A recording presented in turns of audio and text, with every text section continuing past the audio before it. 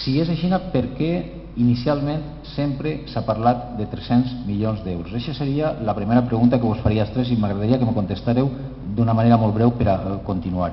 I en segon lloc, la pregunta que vos faria és si al final és per culpa d'una mala planificació del capítol d'ingressos i el capítol de despeses, de gastos, perquè contínuament s'ha estat incidint d'aquesta manera i no ha hagut un control pressupostari adequat per a que això se poguera fer en una quantitat menor o una quantitat major, perquè veiem que en l'any 2012, o sigui, en l'any 2009, 2010, 2011 i 2012, i sembla ser que en l'any 2013 continuarà havent un dèficit. Pot ser que siga per la inèrcia, que puga ser, no sé, els motius. O sigui, en l'any 2012 se va acabar en un dèficit, si no recorde mal, estàvem parlant d'entre 15 i 20 milions d'euros, pot ser, Toni? Entre 15 i 20 milions d'euros l'any 2012?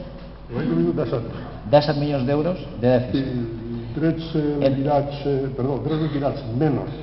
Drets pressupostats menys drets liquidats 17 milions. 17 milions. En l'any 2013, en cal que la liquidació no està, què és el que... La tècnica pressupostària no ha variat, pues tot ens fa indicar que si no són 10 seran 15, salvo cocina, però estarà en aquest voltant, perquè la tècnica jo no he vist que vagi a canviar. I en l'any 2000, o sigui, per fer els 4 últims anys, 10, 11, 12 i 13, aproximadament 2010, quin dèficit? L'any 2010, com he dit abans, de la pròpia liquidació, és drets corrents liquidats són 75 milions i les obligacions reconegudes 84.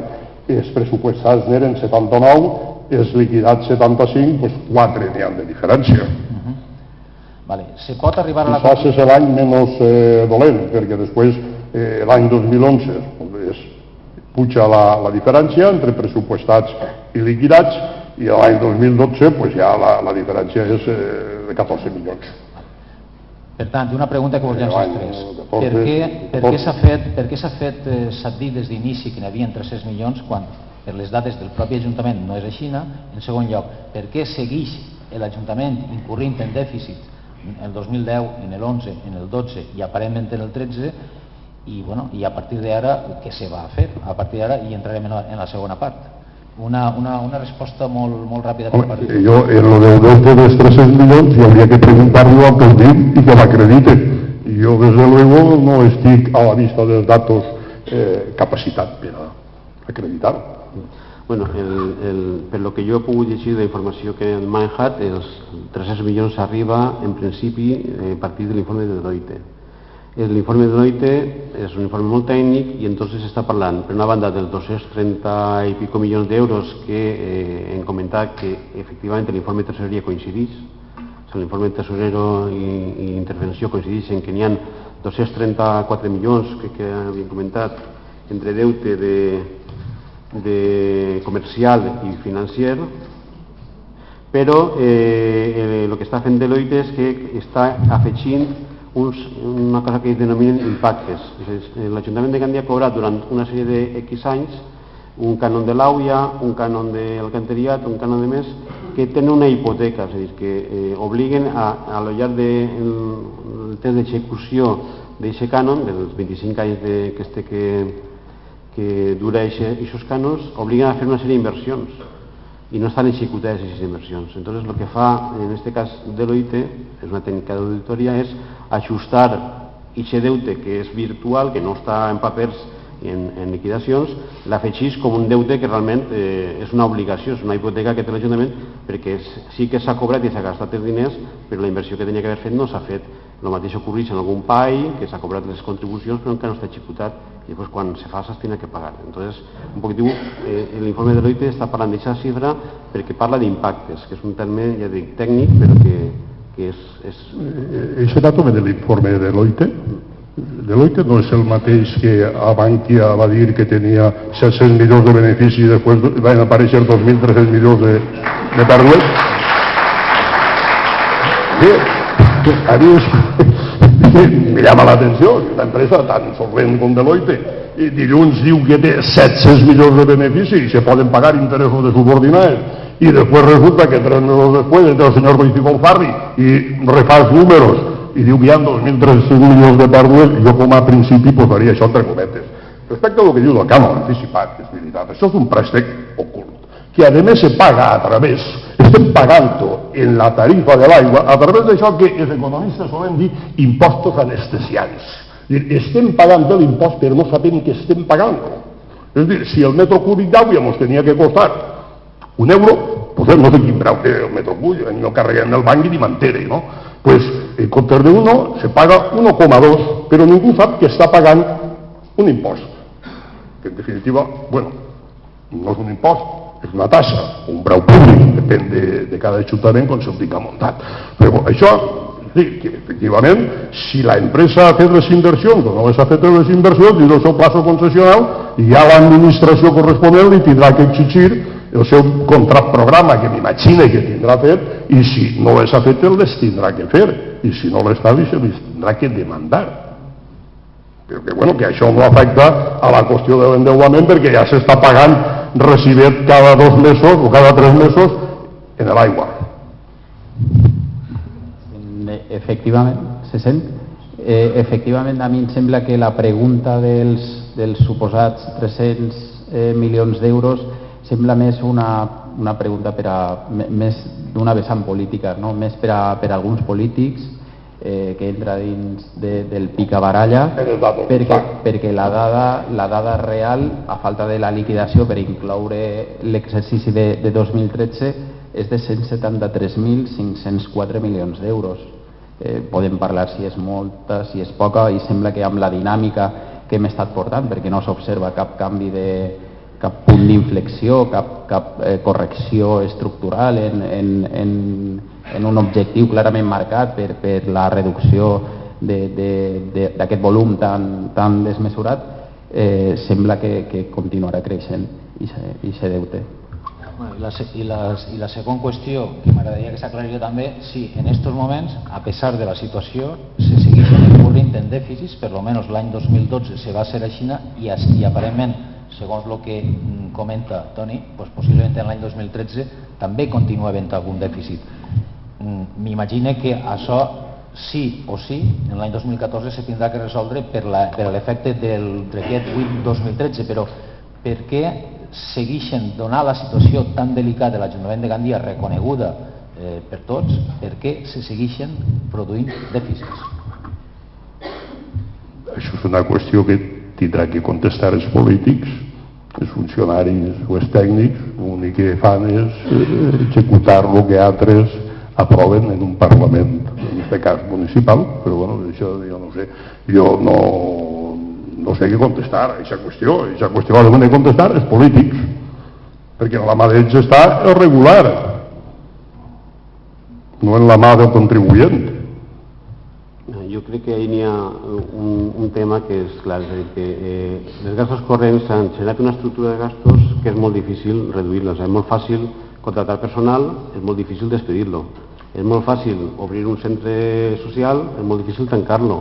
O és molt fàcil obrir un servici o posar un servici al ciutadà, és molt difícil tancar-lo. Entonces, un poc diu, si este Ajuntament estiguera en mans de tècnics, pues segurament s'hauria d'ajustar ràpidament, però al fi i al cap està, com tots els organismes públics, i això és un mal que tenen totes les administracions, en mans dels polítics que es presenten a examen cada 4 anys. Entonces, ningú vol, diguem, tindre el Sant Benito de que està llevant subvencions a les entitats, que està llevant servicis públics, que està tancant centres i tal, per poder ajustar un pressupost, o bé pujar els impostos, perquè els comptes així són fàcils, o se pugen ingressos, i l'única forma de pujar ingressos en aquests moments és pujar impostos, o se redueixen gastos corrents, que és prescindint de coses que ara mateix estem tenint.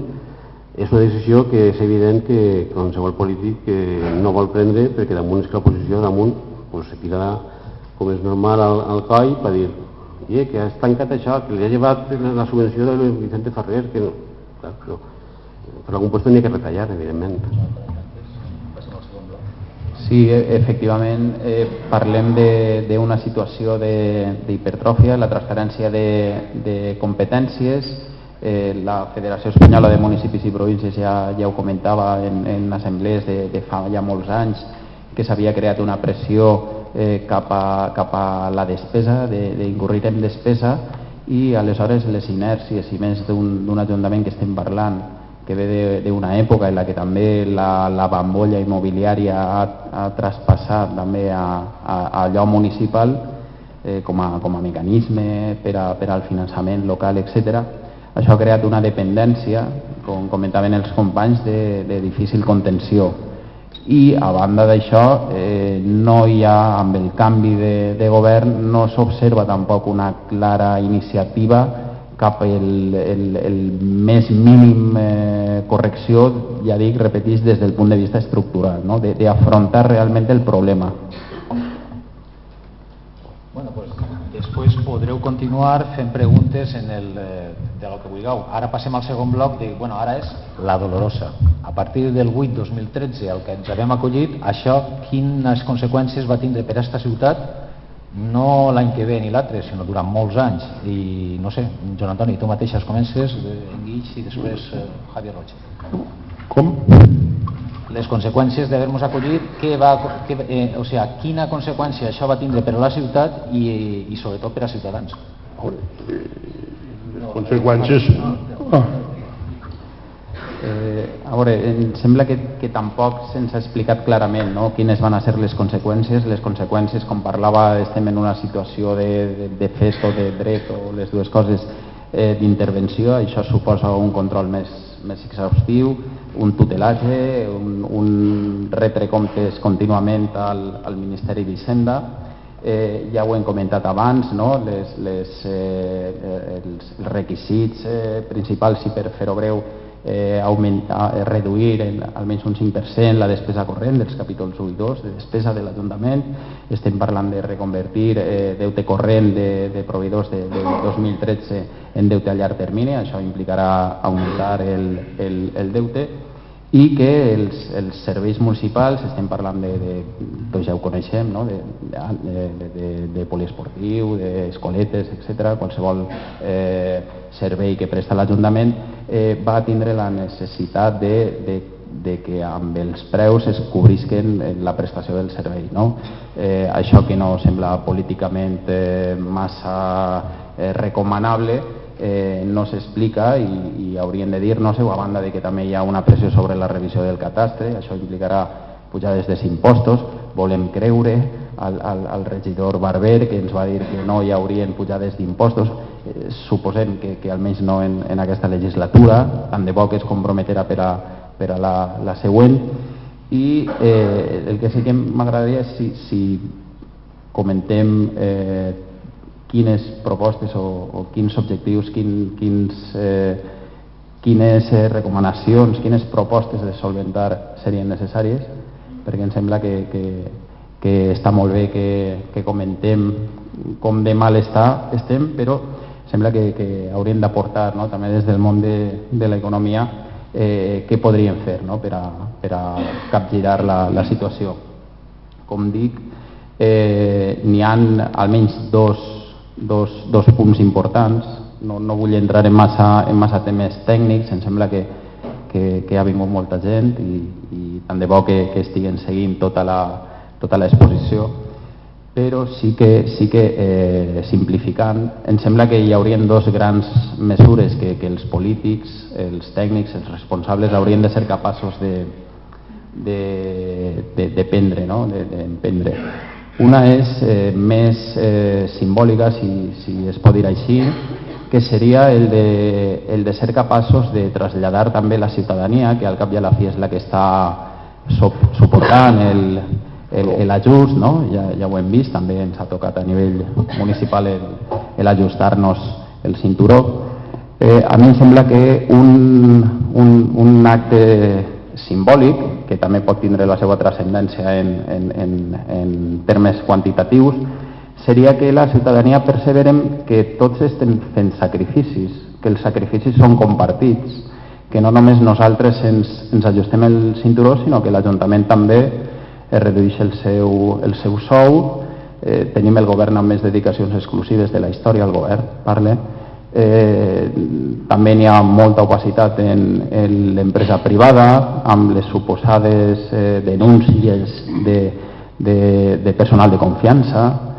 estem parlant de que s'ha fet una política, allò que s'ha titllat de saraos, amb més que qüestionable retorn d'aquesta inversió, amb una opacitat també manifesta, i em sembla que seria raonable, almenys des d'aquest punt de vista simbòlic, no? Que també s'hauria de quantificar el que això implicaria, que estic convençut que això també reduiria la pressió de la despesa. A banda d'això també escrivia Manuel López Estornell un article interessant en el que parlava de que, i això ja és una proposta que llança des d'ací en termes de voluntarietat, parlava de que estem en una situació realment lamentable, realment que va ser dura, que va ser llarga, estem parlant d'un endeutament a llarg termini, en el millor dels casos, que probablement ultrapassarà aquesta legislatura, l'anterior i moltes més, probablement o no, però pot ser que canviï el signe polític. Aleshores, totes les forces que estan implicades, que poden ser susceptibles d'ocupar càrrecs de responsabilitat, haurien de ser capaços de seure, parlar-ne i d'extraure conclusions, perquè és un tema que ens preocupa a tots, ens implica a tots i que haurien de ser capaços, no? Amb la generositat de l'actual govern, la voluntarietat de l'oposició, de dialogar, de emprendre iniciatives. Em sembla que Gandia té unes excel·lents oportunitats. Vull, sense que ningú puga malinterpretar-ho, parlàvem el ministre Wert parlava d'espanyolitzar los niños catalanes, vascos, em dona igual, no? Però vull dir que el que caldria fer és europeïtzar-nos, tractar o europeïtzar els xiquets, les xiquetes espanyoles, tractar d'assumir una cultura que ultrapassa vull dir, la perifèria respecte a Europa, que és on hem de veure'ns, no? Hem vist casos excepcionals d'acords en Alemanya, d'acords per superar crisi, per manprendre iniciatives, i em sembla que hauríem de ser capaços, no? D'una maduresa política i d'un compromís amb el poble, amb la situació, de tractar de corregir aquesta situació i de seure per dialogar i per extraure conclusions, perquè tenim grans professionals, grans tècnics, grans treballadors, grans funcionaris, que estic segur i convençut de que anem a ser capaços de poder elaborar unes propostes que puguin capgirar aquesta situació. Bueno, Toni, la pregunta anava en dependència de lo que puguis aportar en la línia de Joan Antoni, conseqüències concretes d'haver-nos acollit al pla, al decret 8/2013, què va representar, quines accions té que prendre l'Ajuntament i de quina manera va afectar a la ciutadania. Les medides que tindrà que prendre l'Ajuntament les tindrà que prendre els polítics. Nosaltres és que hem llegit els decrets i la normativa, pues l'únic que ens queda és, com un lorito, reproduir lo que diu allí. I allí diu tres tipus d'actuacions. Un tipus d'actuacions és pujar els impostos, con la que està cayendo, a veure qui és el guapo. I des de luego, per l'any 2014, és any perdut. Això és així, no? Pujar les tasses i els preus públics perquè cobrisquen el cost dels servicis 50, 75 i 100. Pues, com ha dit abans Joan Antoni, pues, a lo millor si posem els preus públics i les tasses que cobrisquen el cost del servei, no hi haurà demanda de servei. Puesto que en l'actual situació va ser més que complicat qui estiga dispost a pagar aquesta despesa per a aquest servei. La pescadilla va menjar-se la cua.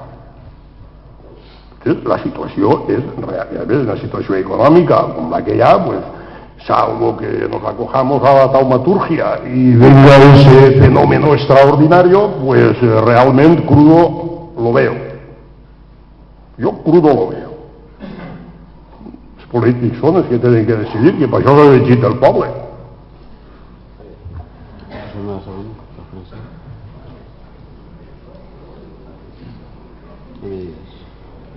No, només, perdó un moment, només voy a fer una, per lo que has dit tu antes, Javier, i volia només fer una xicoteta precisió. És dir, quan canvien les circumstàncies deu de canviar tot. En economia, diguem que en el curt plaç tot és fijo, però en el llarg plaç hi ha una part que és fija, però hi ha una part que és variable. Quan canvia el cicle, què s'ha fet? S'ha continuat conforme estava o no s'han adaptat a la nova situació? No, exactament, hem continuat exactament igual que estàvem. Pues, això sí que se pot fer. Y desde luego que tots els recursos estiguen en renda, que no estiguen ociosos. Pues més. Pues com ja s'ha comentat, s'ha avançat alguna cosa, el més ràpid possible. Bueno, han hagut de l'any 2009 diverses disposicions, totes encaminades a lluitar contra la morositat de les administracions públiques i a intentar enmendar el dèficit públic. Passa perquè anem curs de temps. Bé, les dues que penso que són importants per avui, una és la que heu comentat, que és el Real Decreto Ley 8/2013 de 28 de junio de medidas urgentes contra la morosidad de las administraciones públicas y de apoyo a entidades locales con problemas financieros, que lo que porta són aquestes mesures que un poquitiu hem anticipat, ja l'explicaré un poquitiu més. Però jo crec que no s'ha comentat o s'ha passat desapercebuda una llei, que és la llei 27/2013 de desembre, de racionalización y sostenibilidad de la administración local, que fija lo que son competencias exclusives del Ayuntamiento y establece el control de mesures sobre esas mesures. ¿Vale? Pasemos. Vale. Para acogerse, el Ayuntamiento de Gandía necesitaba reunir una serie de condiciones y esas condiciones las reunía, según los datos que obran en el propio Ayuntamiento, en el año 2011 y el año 2012. Es decir, tener ahorro neto negativo y permanente de tesorería negativa. ¿Vale? También cumplía la otra, que es haberse acogido por más de 1 millón de euros a los fondos de préstamos para pagos a proveedores. Seguimos. Seguimos. Vale, las que se acoge al Ayuntamiento de Gandía, porque no se ha acogido a todas, he pedido el informe que pasó por pleno el día 7 de enero, y de todos los artículos que marca la ley no se ha acogido a todos los artículos que hay en la ley, sino a unos cuantos, ¿no? El informe del interventor y el informe que se pasa a pleno explica cuáles son las medidas a las que se acoge. En concreto se acoge al artículo 22, letra C y D, que lo que permite es que si hay un préstamo con el Ayuntamiento, con la Administración del Estado, y la Administración del Estado le tiene que retener, digamos, le tiene que embargar las subvenciones que le tenga que dar, que esos embargos no suponen el 25% de las cuotas que por cada año se le tengan que pagar. ¿Vale? La segunda medida que se acoge, pasamos, sí, es el artículo 24. El artículo 24 lo que permite es la conversión de operaciones financieras de corto plazo a operaciones a largo plazo. ¿Vale? Y también en el caso de que hayan subvenciones pendientes de recibir de las comunidades autónomas o bien de la Unión Europea por gastos que ya se han realizado, poder pedir una operación de crédito financiera para ese tipo de operaciones. ¿Seguimos? La siguiente medida a la que se acoge es el artículo 25, que es financiación de remanente negativo de tesorería para gastos generales. Es simplemente que los déficits que estamos hablando, las facturas en el cajón, que se puedan también pedir un préstamo. ¿Vale? ¿Cuáles son los efectos? Bueno, o ¿para qué se piden esas medidas? ¿Qué efectos contribuirían, que hemos hablado antes, la deuda del Ayuntamiento, o qué repercusión tendrían esas medidas sobre lo que ahora mismo tiene pendiente el Ayuntamiento de Gandía? Bueno, para el artículo 22C y D, como no hay deuda con la Hacienda y con la Seguridad Social, según me han comentado, lo que serviría es que para la deuda que hay pendiente de devolver de la subvención de la Innova, que es aproximadamente unos 6 millones de euros, no se embargara este año de las subvenciones que tiene que pagar el Ayuntamiento, sino que se difirieran a un 25% cada año, es decir, que ese pago de 6 millones se puede hacer en 4 años. El artículo 24 lo que nos autoriza es que ese crédito del año 2009, que se va arrastrando a corto plazo, que no podíamos por ley pedir más financiación a largo plazo, lo convirtamos en un préstamo a 10 años. ¿Vale? Y el artículo 25 lo que nos permite es ese remanente negativo de tesorería de 4.211.000 euros, más aproximadamente unos 10 millones que pueden haber de facturas en el cajón a esa fecha, que era el 31 del 12 del 2012, también se puedan convertir en préstamos a largo plazo. Es decir, en definitiva lo que nos está permitiendo es 6 millones más 22, que son 28 millones, más esos 14 millones aproximadamente de facturas tal, poderlos convertir de deuda que tenemos ya reconocida como corto plazo a largo plazo, es decir, alargar el vencimiento de esa deuda y, digamos, respirar un poquito más en cuanto a pagos inmediatos. Y ya poco más, no sirve para mucho más ese Real Decreto. Pasamos. Las condiciones que impone, por su parte, son que hay que reducir el capítulo 1 de personal del Ayuntamiento de Gandía para ya el año 2014, es decir, que habrá que reformar los presupuestos del año 2014 en un 5%. Y también el capítulo 2 de gastos de servicios y facturas, las facturas de prestación de servicios y contratas que tiene el Ayuntamiento también se tendrán que reducir un 5% para el año 2014. Y luego mantener esa reducción en los años siguientes. También, conforme se ha comentado, hay obligación de financiar íntegramente el coste de los servicios públicos mediante la aplicación de tasas y precios públicos con una graduación. El primer ejercicio un 50%, el segundo un 75% y el tercer ejercicio al alcanzar el 100%.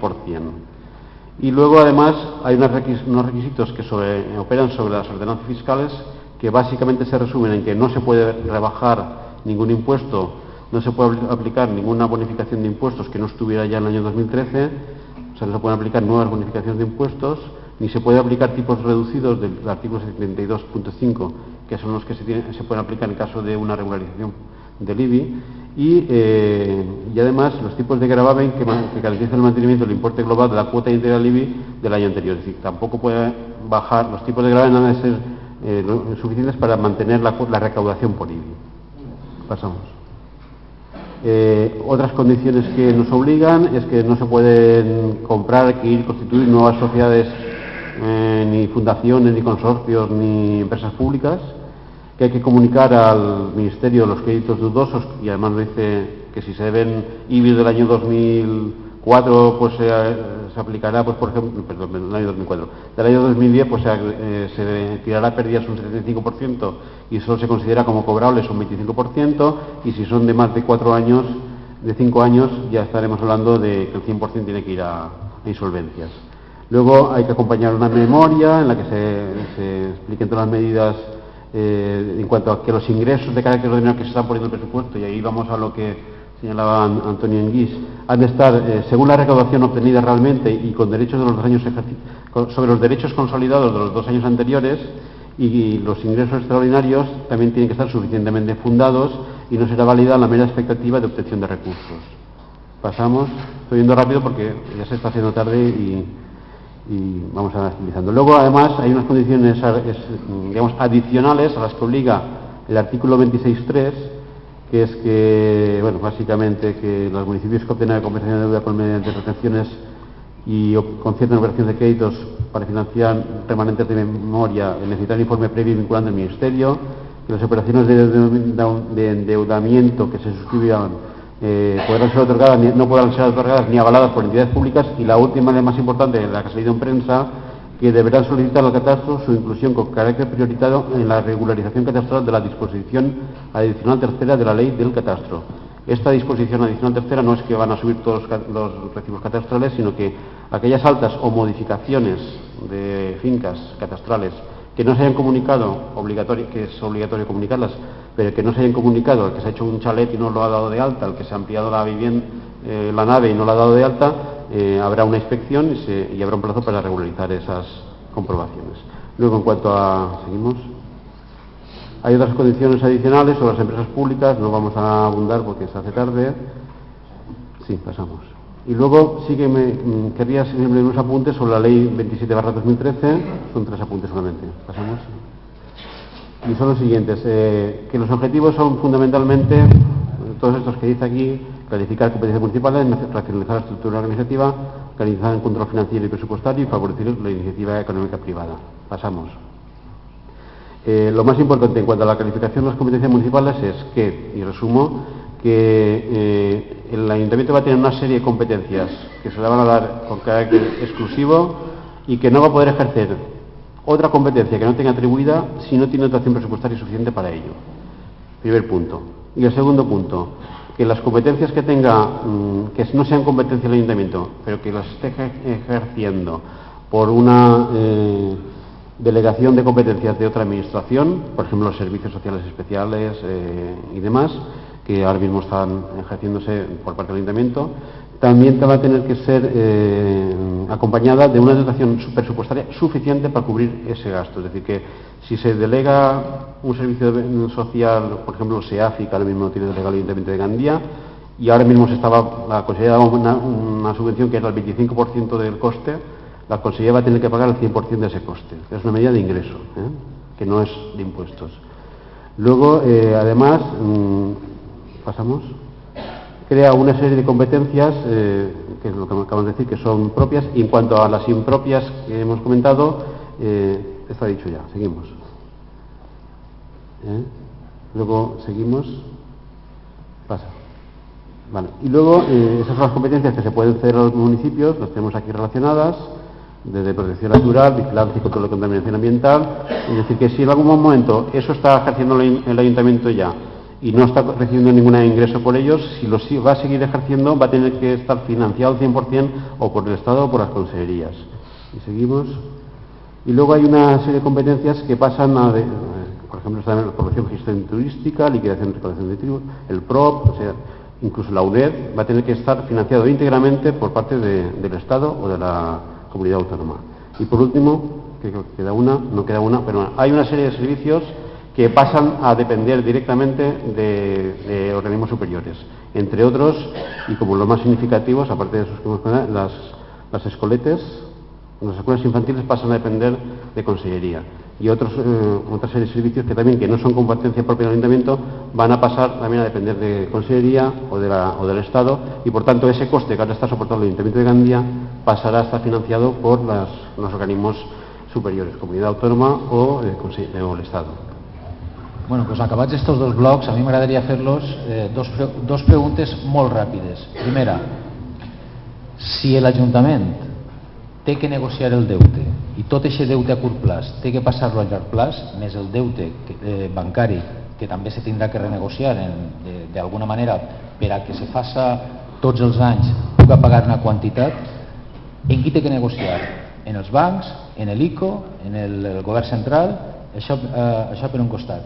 I la segona, ja que ens obliga a fer això, de quina manera encaixa, per exemple, la proposta que n'hi ha en aquests moments de bonificació, perquè no se poden bonificar impostos, tal, que s'ha llançat des del govern municipal per a facilitar l'activitat econòmica dels hotels, etc., en la bonificació de l'IBI del 30%. Si això encaixaria dins de l'esperit de la llei.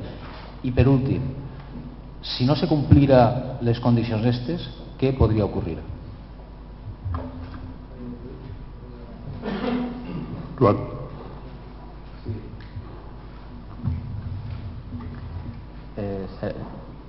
Certament hem vist, també ha transcendit en premsa que els bancs, el mateix senyor Torró ens aclaria, i sembla que hi ha litigi amb els bancs precisament per la inflexibilitat en acceptar terminis més llargs.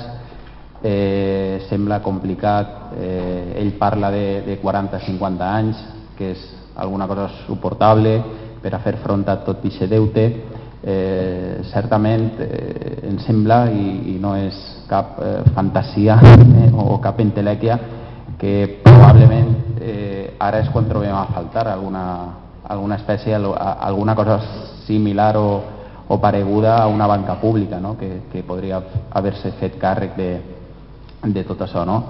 Acudir a les entitats financeres estàndard sembla complicat, i el recurs a l'ICO com alguna cosa semblant a una banca pública amb uns terminis més còmodes, amb una major flexibilitat, semblaria alguna cosa raonable, però estaríem parlant també, i ja estem patint, i els companys ho han exposat i també he comentat alguna cosa, de que les condicions haurien o serien pràcticament d'intervencionisme. No sé si hi ha algun cas. Hem conegut ara recentment el que ha passat a Detroit, que ha fet fallida. Els ajuntaments, allò de que l'administració pública mai pot fer fallida, sembla que està esvaint-se, que estan passant casos, i em sembla complicat, em sembla difícil, hauríem d'aprofundir amb les conseqüències, però sembla que és difícil, és prou complicat.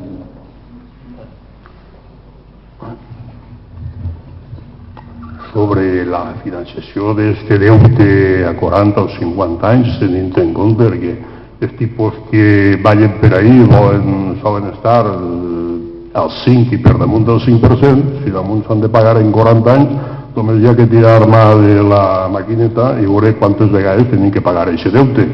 Per tant, m'imagino que els nostres nets continuaran pagant encara aquest deute si és que hi ha recursos per a poder-lo pagar, perquè, clar, si els ingressos no pugen a un nivell que sigui desitjable, per tant, jo, aquesta opció, ara potser els bancs tenen un acte de caritat i condonen el deute, com en el seu dia el van condonar alguns partits polítics, doncs també és un acte magnànim d'això, però que no crec. Això seria més una humorà que altra cosa. Entonces, pues, hi haurà una relació bilateral en què una part i una altra part, i si hi intenta, i si no m'imagine, pues, que el prestamista acudirà a la jurisdicció corresponent i allí pues, hi haurà alguna resolució d'algun jutge que dirà el que té que fer. I, bueno, i quan un jutge diu el que té que fer, pues, potser alguns serveis de l'administració tenen que deixar de prestar-se. Jo recordo era en la legislació anterior en què els interventors tenien que creuar, autoritzar el mandament de pago i qualificar el gasto com a preferente, obligatorio o voluntario. I la llei dia molt clarament què és el que era preferent, què és el que era obligatori i què és el que era voluntari. Pues a lo millor per esta via un jutge diu què és el que s'ha de pagar primer i què és el que s'ha de pagar després si queda. No ho sé, jo com no soc jutge i no vaig a ser-lo, pues no me vull clavar en aquesta tesitura, però desde luego quan hi ha dos que no se posen d'acuerdo sempre n'hi ha una via, que és la judicial. I això és el que mana i és el que falla. Per tant, hi ha un deute ahí que o es paga o es condona o hi ha una resolució per enmig que obliga a les partes. El concurs d'acreedors encara no s'ha inventat per a l'administració pública. Al moment en què hi hagi un concurs d'acreedors aplicable a l'administració pública, lo cual a lo mejor todo se anda por el camino y sale también, y entonces pues viene quites del 30, del 40, del 50 o del 90 o del 100%, y entonces ya hem resolt el problema. També podria ser això, qui té la capacitat de normalitzar, de dictar normes, pues pot dictar la norma, perquè les administracions públiques no poden entrar en concurs d'acreedors. Puesto que estan fent moltes activitats que són concomitants en el sector privat. Bueno, tot es donarà. Respecte a l'altre que m'acabes de fer que has nomenat, aquesta teòrica rebaixa del tipus de l'IBI, bueno, si se fa i se fa, pues jo sempre dic que en l'administració se poden fer totes les borrades que uno vulga, salvo que li recurrisquen. Si no le recurreixen no passa absolutament res. Ara, si te le recurreixen, ja fent memòria del que diu l'article que és el 72 del text refós, el que diu és que según la categoría de catastro, hasta el 10% de las unidades tributarias de cada categoría no residencial podrán tener un tipo tributario diferenciado. Pero cuidado, estem parlant del terme municipal, jo estic presumint pel terme municipal. I damunt, el 10%, hasta el 10% de la demás base imponible. Com s'arbitra això i com se... Bueno, si se fa de qualsevol manera i ningú ho recurreix, pues evidentment, quan a uno hi baixa el que té que pagar, ningú es queixa. Però si algú es recurreix, pues a lo millor...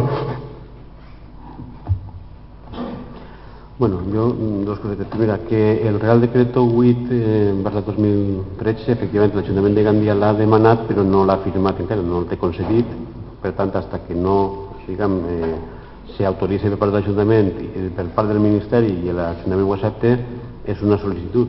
pura i dura. ¿vale? Per tant, el tema de bonificacions, si és per el Real Decret, podria ser factible, però si entra en vigor el Real Decret, com a tal bonificació no es podria aplicar. Potser se podria fer una ordenança de subvencions que equivalga a aquest import, però no com a bonificació en el propi TIBE. Després, en quant al tema de la refinanciació, segons el Real Decret, es té que fer necessàriament les entitats financeres, perquè inclús prohibís que una entitat pública avale o financi. Per tant, ni l'ICO ni ningú ministeri ni res té que ser a través d'una regulació en les pròpies administracions, en les pròpies institucions financeres. I en quant a l'incompliment de les... Jo soc optimista, jo sé que estan negociant-se les condicions directament en el Ministeri i que possiblement no siguin tan dures conforme se preveu en aquest cas. I també dudo molt que s'arribi a una situació d'incompliment i que s'intervinguera per part de l'Estat la corporació municipal per incompliment sistemàtic de les obligacions que hi ha allà al respecte. Bueno, pues acabar les preguntes que tenia ganes de fer-los als convidats. Si voleu, podeu plantejar les qüestions que